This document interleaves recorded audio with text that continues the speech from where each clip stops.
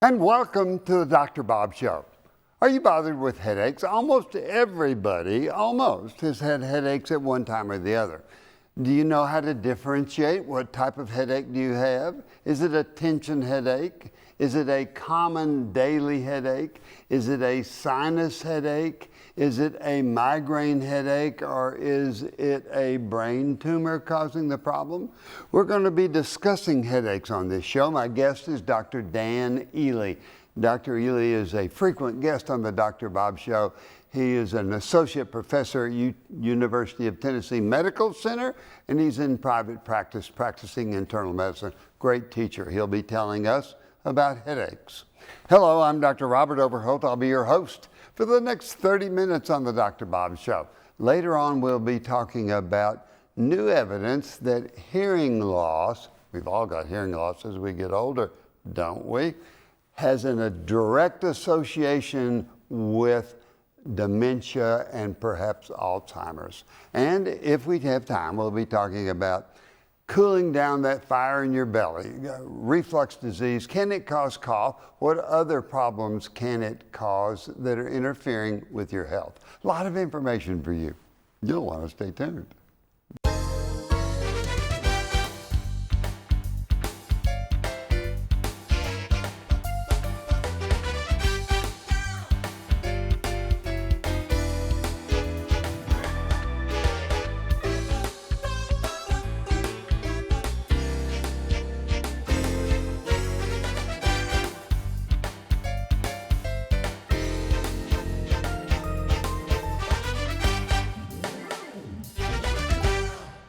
We're talking with Dr. Dan Ely, board-certified internal medicine physician, associate professor at University of Tennessee Medical College, and also in private practice in internal medicine. And we're talking about headaches. Dan, welcome to the Dr. Bob Show. Bob, it's fun to be here always. Thank you. So tell me, when a patient comes into your office, are headaches a frequent thing that people complain of? Headaches are very frequent. I think probably anybody in our audience is used to having a headache and knows what that's about. So we see them often in the office. What's the most common headache that you see? Well, I would say that tension type headaches are very common, but we don't always see them in the office because most people can deal with those at home. So in the office, probably a migraine type headache is the most common thing we see. So let's go back to tension, if it's common and people handle it, because they can make mistakes in diagnosing this. So what's a typical tension headache like? Typical is it's generalized, it's not in one spot, might be kind of a band-like headache that people feel, might kind of gather during the day, especially if it's associated with a hard day, lots of stress, and it doesn't keep them from working. They can continue to do their stuff, they just know it doesn't always feel good. Do they sometimes take too much medicine for it, self-medicated, take medicines that may be harmful to the stomach? Absolutely, and Tylenol is a typical go-to, acetaminophen, and that's probably the safest thing for people to take. And no matter what the headache is that people are experiencing, if they use medication, and it doesn't matter what medicine, if they use it too frequently, it can cause problems. Yeah, I like to say there's no free lunch. So absolutely. Every medicine. So too much, an overdose of acetaminophen causes what type problems? Oh, the most worrisome thing with acetaminophen would be liver or hepatic problems. It's not likely people are going to get into that trouble from taking it even on a daily basis as long as they stay less than or 2 extra strength Tylenol 3 times a day or less. But with headache, it's not a good idea to take medicine regularly because you may actually precipitate the headache and it may come back.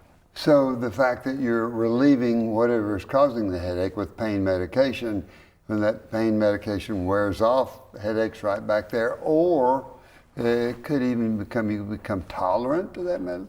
Absolutely. So you may get rebound, and you may just get where the medicine doesn't help as much as it used to. If I had common tension headaches every day, I would still worry about, is it something else? Is it a brain tumor? Does that make it worse if you get nervous about the headache? I think if you're focusing on it, it's probably going to be worse, yes. So let's switch, let's jump a little bit. Let's go to migraine headaches, because are they common? Migraine's very common. What's Absolutely. it like? Well, migraine can be different, but there are a few characteristics of migraine that set it apart. So, and this would be for a kind of a classic type migraine.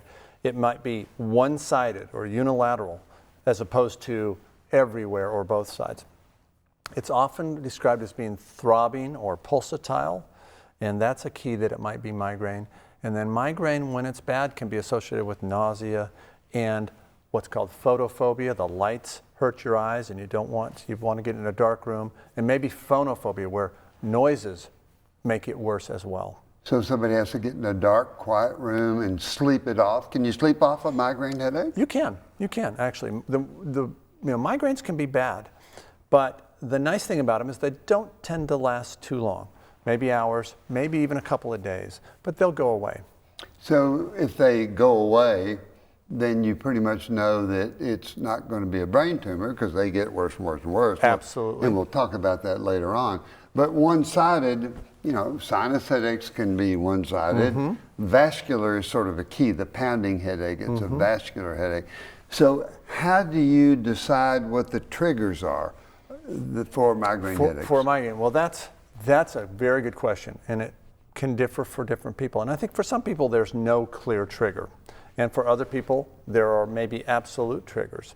And the key kind of there is maybe a change, like change in weather, change in medicines, change in diet, change in hormones, because hormone function in women is a very big potential contributor to migraine. So all these changes can bring on headaches in certain people.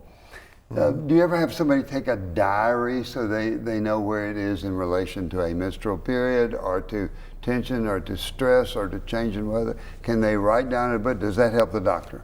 It does. And it also, I think, helps the patient, because the patient then gathers more insight into what exactly is happening and feels that they might hopefully develop more control over that. Do migraine headaches get so severe that they really have to get medical help? Oh, absolutely. And a migraine can be a very debilitating thing. If it's persistent, if it's getting worse despite therapy, it's going to be appropriate to see a physician and maybe have a brain scan just to make sure nothing has changed there. So let's talk again. Are there medicines to prevent and medicines to treat? Let's talk about prevention of migraine headaches medicine-wise. Okay, so yes, there's medicines to treat, medicines to prevent. Not everybody needs a preventive type medicine. In fact, most people with migraines won't. But if your migraines are often enough, severe enough, disabling enough, then you should be on prevention medicine. There are lots of choices there, and you have to kind of experiment to see what works. What are some options that you might give a patient that you want to prevent their headaches? They're so severe, so frequent that they're interfering with their lifestyle. Yeah, so I think the common ones would be grouped as either the blood pressure type medicines. Those could be calcium channel blockers or beta blockers, that we've been using those for years. Then there's antidepressant type medicines, and we've been using those for years. And then there's the group of medicines which are anticonvulsants. They're actually seizure medicines, but we use them to prevent migraine. So you've got an armamentarium to use to help prevent migraine headaches. What about if somebody gets a headache, and what can you treat them with to get rid of it? Sure, because that's what people want to know, is I'm hurting now. Well, luckily, a lot of migraines, and certainly tension headaches, will respond to over-the-counter acetaminophen or anti-inflammatories like naproxen or ibuprofen. I actually have a lot of people use Excedrin migraine, which is a little Tylenol and a little acetaminophen and a little caffeine, and it works well for a lot of people. So it opens up those blood vessels that are pounding and causing the headache. Right. What about the triptan agonists? Well, what is that? Triptans it's thought that migraine, part of what's happening in migraine is the blood vessels dilate, and then they dilate, and that causes pain. And triptans cause constriction of blood vessels, and that can be a real lifesaver for some people. They're very effective for many people with migraine. Sumatriptan was the first one out, and it can be taken as a pill form, an injection form, a nasal spray. So lots of different options there. And it's generic, so it's not as expensive as it used to be, and quite effective for most, but not all people with migraine. So what I'm hearing you say is if somebody has migraines and they're interfering with their life, there's lots to do that the physician can do to help the patient to prevent if they have to use that and to treat an active headache. So do you find that most of the time you're successful in treating migraines? I would say most of the time. All the time? No. I certainly use my neurology consultants for tough cases. And even then, there are tough cases that just don't respond as well as we'd like. Other types of frequent headaches? Well, we talked about those. Now, you mentioned... And that's what we're going to be talking. You were just about to say sinus headaches. And that's what we'll be talking about when we come back. There are other two classic type of severe headaches that people get and sometimes mix up what they're thinking about, not knowing the correct diagnosis. We'll be talking about those when we come back.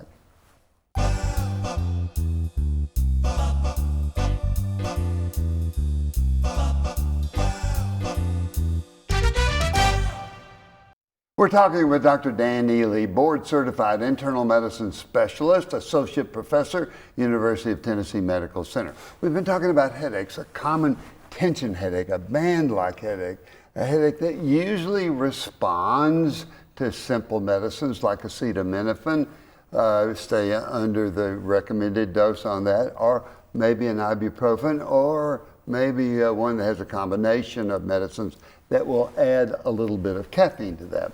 And then we talked about migraine headaches, pounding headaches, classically one-sided, may be aggravated or triggered by a change in something, change in weather, change in sleeping patterns, change in diet, change in hormone activity during the month.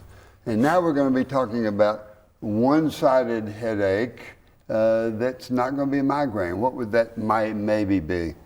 Well, you mentioned earlier sinus headaches, and those are common. We live in an area where we have a lot of allergy issues here. People have chronic sinus congestion, and even if they don't have that and they have an upper respiratory illness, that can inflame the sinuses and cause headaches. And that can be on one side. It can be on both sides. And the headache, somebody gets a cold, sinus infection, and it doesn't go away after 6 or 8 weeks. What are you looking at? Well, how do you treat it? And what do you do for that patient? I'm sick and tired. I've had a headache and an infection for a long time. Right. Well, want to find out what they're doing. And when I see somebody that I think has congested sinuses, I want to help them decongest it. I want to use a decongestant to help that for a short period of time. That's something like Sudafed. But I like saltwater nasal spray to help with that too, because it's got no medicine in it. You can use it a lot. And then I like to have people use an anti-inflammatory or steroid nasal spray. But oftentimes they're going to need an antibiotic if it's been going on that long. So you've got a designed plan.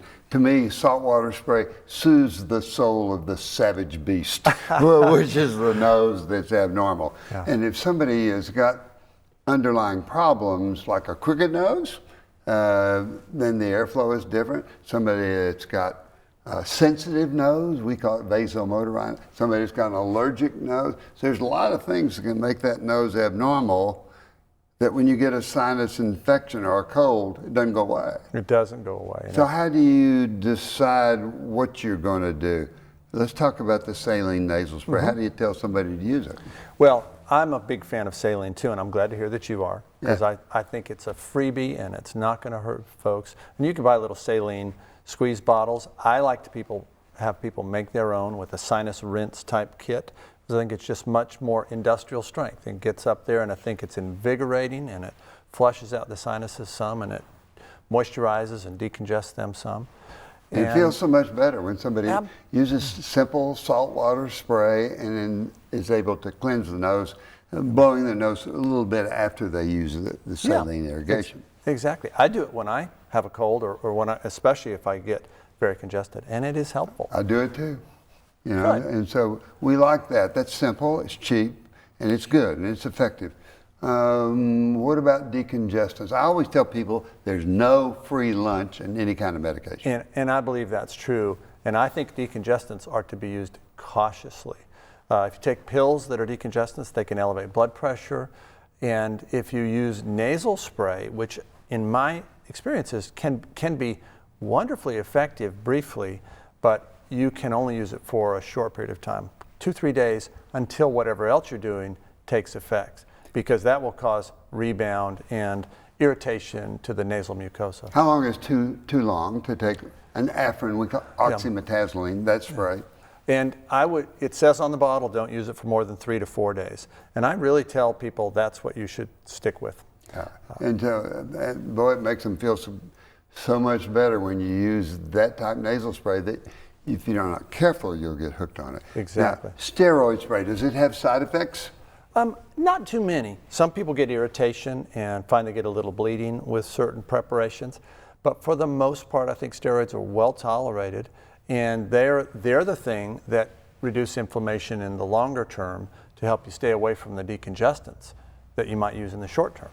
So to me, the intranasal steroid sprays are the most effective if you had one drug, if you use it properly. We always tell people to aim toward the outside because the bleeding's usually on the septum, on the midline there. But very, very effective, even though if they got infection, allergy, or a sensitive nose, all of those it works really good for. How do you select an antibiotic if somebody's got infection in the sinuses? Well, so if we decide to treat with an antibiotic, and we should really do that in a thoughtful way. We do not want to choose an antibiotic first. But if it's been going on for a couple of weeks, not improved, especially if there's a lot of discomfort and pressure, then I think an antibiotic can be helpful. And how to choose, obviously we're not talking about if people have allergies because that's going to affect that. But basic antibiotics like amoxicillin and what's called Augmentin, which is amoxicillin with another additive that helps it to work better, those are effective. Cephalosporins are also effective. So those are probably my two go-to choices. Cephalosporin is in the Keflex family. Exactly. Sort of thing. And so how long do you treat with usually? 10 days, 2 weeks? I would say I've gone to using shorter courses because I just get wary of using antibiotics too much. So I might try to go with a week, but it oftentimes will have to be a little more than that. So here's another headache that we've got, that you've got a great armamentarian to help the patient get better, starting with simple saline and then going to a steroid spray, decongestants, and antibiotics if you have to. Let's talk about what really bothers people, a headache that they're worried in their background that it's a brain tumor or something else bad. What are characteristics of that, Dan? Well, first of all, there are some headaches that are not migraine type headaches that we really worry about. They may occur more commonly in older folks because if you haven't had headaches before and now you're having headaches, we have to ask ourselves, well, why is that? And brain tumor is a possibility, sure. Brain tumor, though, may cause a headache that is pretty constant and may get worse over time. If it comes and goes, if it goes away with Tylenol and then maybe gone for a day or two, it really shouldn't be a brain tumor. It really shouldn't be bleeding in the brain, which is another real concern at times. So you've got a bleed, a sudden bleed. I call it a big banger. When it bangs, worst headache you've ever had, all of a sudden, and persists. Do brain tumors cause neurologic problems like double vision or weakness or neurologic symptoms? Yes, and that's a really good point. Usually a brain tumor, which is in the brain and is going to affect the neurons that help us to move, is going to put pressure on structures that will cause other symptoms besides a headache. Maybe visual trouble, speech trouble, trouble with weakness or numbness, or not usually pain, but weakness or numbness in arms and legs. And sometimes it takes a physician to bring out those questions. Yeah, I have had weakness, or I have been dropping things, or yeah, my vision's been. So the history is so important and the physical findings. Dan Ely, all the time we have, thank you for talking with us on headaches. It helps us understand that there's treatment, but you have to be careful with the treatment. And if it's not going away, see your doctor. He'll be able to guide you through that. You're a great teacher. Bob, thanks for being here, for allowing me to be here. Great discussion on headaches. So tape this show, so you'll be able to look at it when you've got a headache, want to know what kind it is. And now you'll want to stay tuned. We're going to be talking about association with deafness and dementia. Are you having a hard time hearing? Is that just a common thing that happens when we get older? No, there's a link with dementia, and we're going to be talking about that. And also how to cool down that fire in your belly that occurs sometimes in the middle of the night from GERD, reflux disease. What problems can GERD cause other than just heartburn, acid indigestion? A lot of information.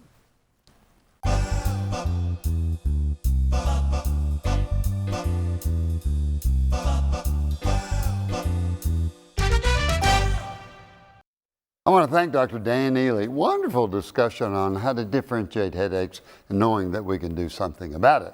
Now, a question from you, the viewer, that I think will be important to your health.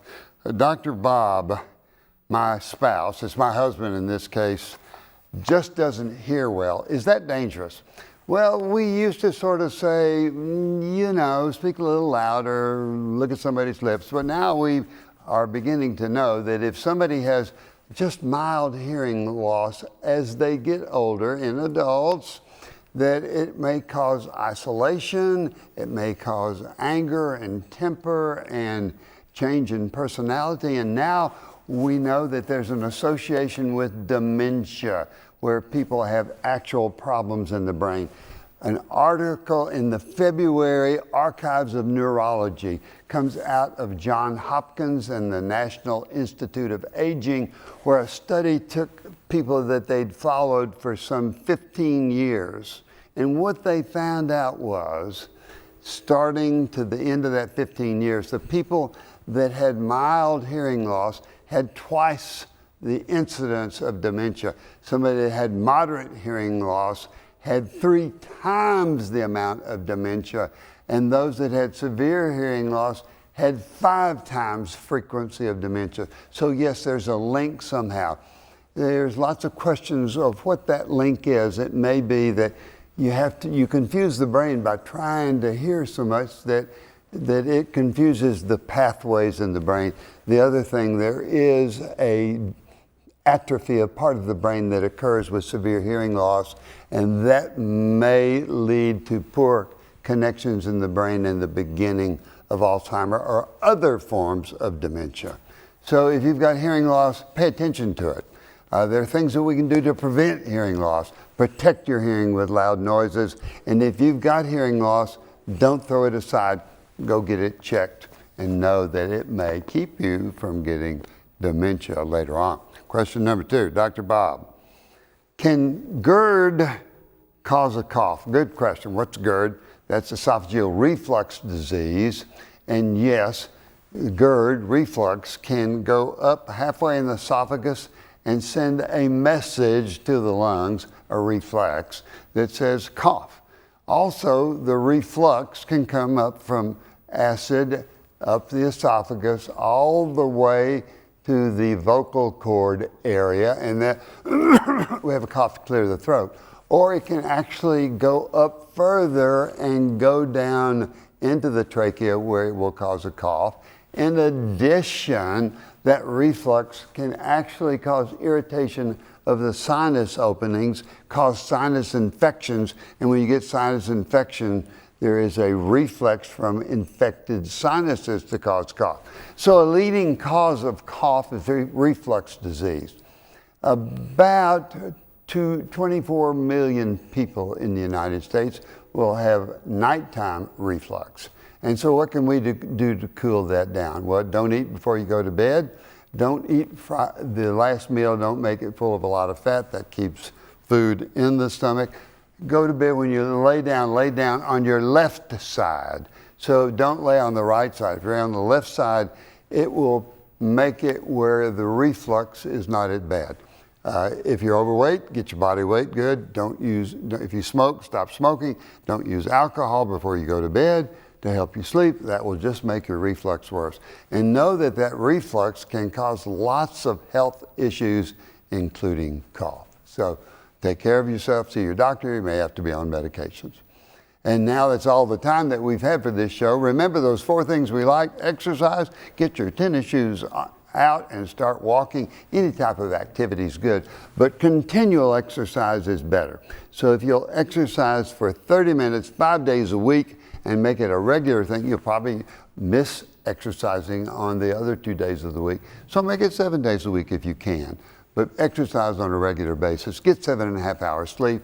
When you sleep better, it'll make you rested, you'll feel better, you'll perform better, and sleep is very important to our overall health. Same thing with eating properly.